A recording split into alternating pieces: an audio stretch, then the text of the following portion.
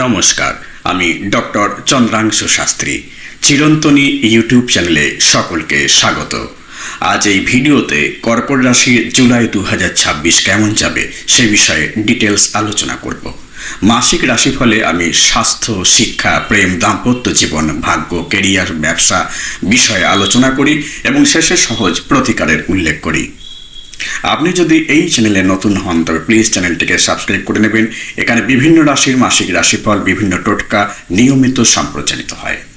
প্রথমেই জুলাই 2026 গ্রহের সঞ্চার সম্পর্কে আলোচনা করব। রবি জুলাই মাসের প্রথমে মিথুন রাশিতে অবস্থান করবে, অর্থাৎ কর্কট রাশি সাপেক্ষে দ্বাদশ ঘরে। 16 জুলাই রবি কর্কট রাশিতে প্রবেশ করবে।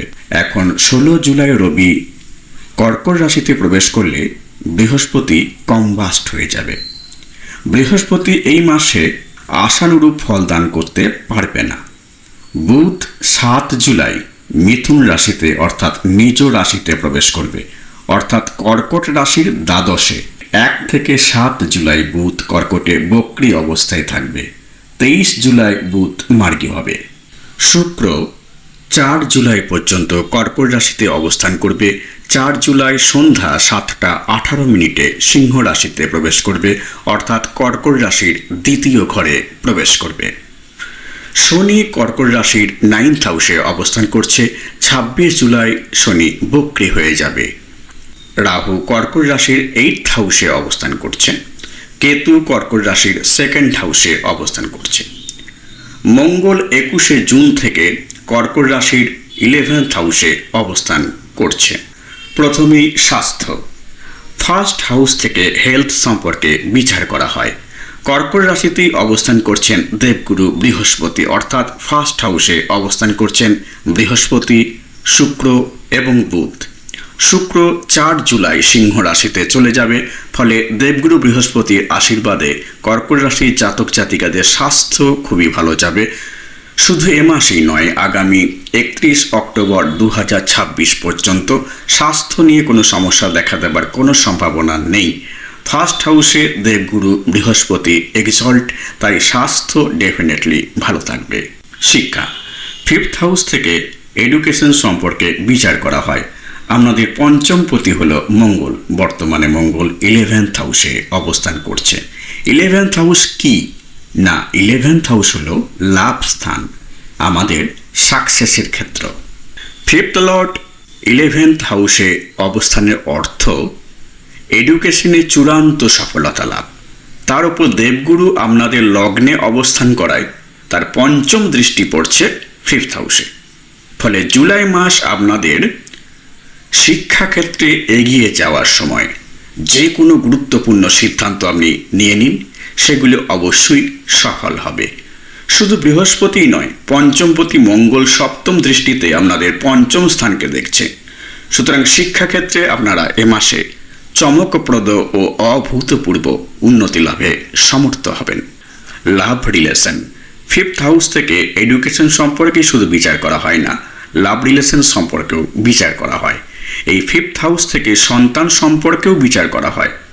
পঞ্চমপতি মঙ্গল একাদশে অর্থাৎ লাভ স্থানে অবস্থান করায় এবং তার দৃষ্টি পঞ্চমে পড়ায়। এছাড়া দেবগুরু বৃহস্পতি কর্কট রাশির নবমপতি অর্থাৎ ভাগ্যপতির দৃষ্টি পঞ্চমে পড়ায়। এই মাস লাভ লাইফের জন্য অত্যন্ত শুভ। 31 অক্টোবর পর্যন্ত লাভ লাইফ ভালো যাবে। যারা কোনো লাভ রিলেশনের মধ্যে নেই তাদের ক্ষেত্রে রিলেশন হবার সম্ভাবনা অত্যন্ত উজ্জ্বল। Married life. 7th হাউস থেকে ম্যারিড লাইফ সম্পর্কে বিচার করা হয়। আমাদের 7th লর্ড শনি নবমে অর্থাৎ ভাগ্যস্থানে অবস্থান করছে। তুঙ্গস্থ বৃহস্পতির দৃষ্টি পড়ছে আপনাদের 7th হাউসে। সুতরাং ম্যারিড লাইফ ভালো যাবে। কিন্তু 16 জুলাই রবি আপনাদের ফার্স্ট হাউসে প্রবেশ করলে তার দৃষ্টি পড়বে 7মে। ফলে আপনার ও আপনার লাইফ পার্টনারের মধ্যে ইগো বৃদ্ধি পাবে, অ্যাগ্রেসিভ হয়ে উঠবেন আপনারা। ফলে ম্যারিড লাইফে শান্তি কিছুটা হলেও বিঘ্নিত হবে, তবে দেবগুরুর আশীর্বাদে তা ঠিক হয়ে যাবে। ভাগ্য, 9th হাউস থেকে ভাগ্য সম্পর্কে বিচার করা হয়। আপনাদের 9th লর্ড হলেন জুপিটার অর্থাৎ দেবগুরু বৃহস্পতি। নবমপতি বৃহস্পতি লগ্নে এক্সল্ট হয়ে অবস্থান করছেন এবং তার নবম দৃষ্টি পড়ছে আপনাদের ভাগ্যস্থানে। ভাগ্যপতির দৃষ্টি ভাগ্যস্থানে। আপনারা শুধু এই মাস নয়, আগামী 31 অক্টোবর পর্যন্ত ভাগ্যের সহায়তা লাভ করবেন। অনেক সুখবর আপনাদের জীবনে আসবে, সব ক্ষেত্রেই সাকসেস লাভ করবেন। ইনভেস্টমেন্ট, লটারি যোগ এই সময়কালে আপনাদের জীবন বদলে দেবে। যা কিছু বড় ডিসিশন এই সময় নিয়ে ফেলুন, অত্যন্ত লাভবান হবেন। মনে রাখবেন, এখন নয় তো কখনোই নয়, এই ভেবে এগিয়ে চলুন। কেরিয়ার, দশম ঘর থেকে কেরিয়ার সম্পর্কে বিচার করা হয়। আপনাদের 10th লর্ড মঙ্গল বর্তমানে অবস্থান করছে 11th হাউসে। 11th হাউস হলো ব্যক্তির সাফল্যের ঘর। ফলে জুলাই মাসে কর্মক্ষেত্রে আপনারা ভীষণ সাফল্য লাভ করবেন। দেবগুরু বৃহস্পতির দৃষ্টি ভাগ্যস্থানে, সুতরাং জব না থাকলেও জব পাওয়ার সম্ভাবনা বেড়ে যাবে। কর্মপ্রাপ্তি ও কর্মজীবনে সাফল্য অবশ্যই আসবে। কেননা 10th লর্ড যখনই 11th হাউসে যায় তখন কর্মজীবনে বড় প্রাপ্তি ঘটবেই।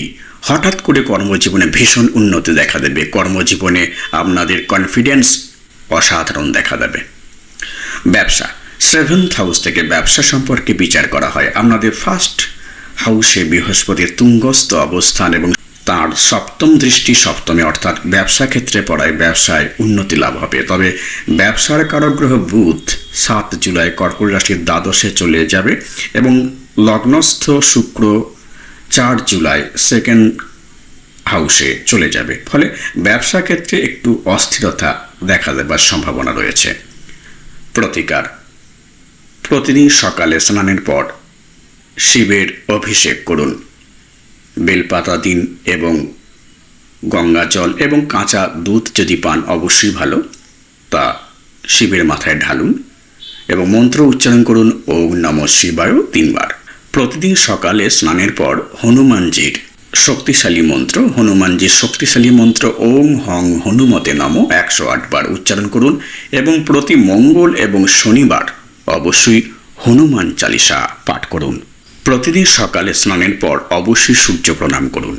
আমার এই ভিডিও ভালো লাগলে প্লিজ লাইক করবেন, শেয়ার করবেন এবং পরের ভিডিওগুলি যাতে শীঘ্র দেখতে পান সেজন্য চ্যানেলটিকে অবশ্যই সাবস্ক্রাইব করে নেবেন। এবং আমার জ্যোতিষী পরামর্শ গ্রহণে আগ্রহী হলে 8617498640 এই ফোন নম্বরে ফোন করতে পারেন বা হোয়াটসঅ্যাপ করতে পারেন 9434660892 এই ফোন নম্বরে। আজ এই পর্যন্ত, দেখা হবে পরের ভিডিওতে। ধন্যবাদ।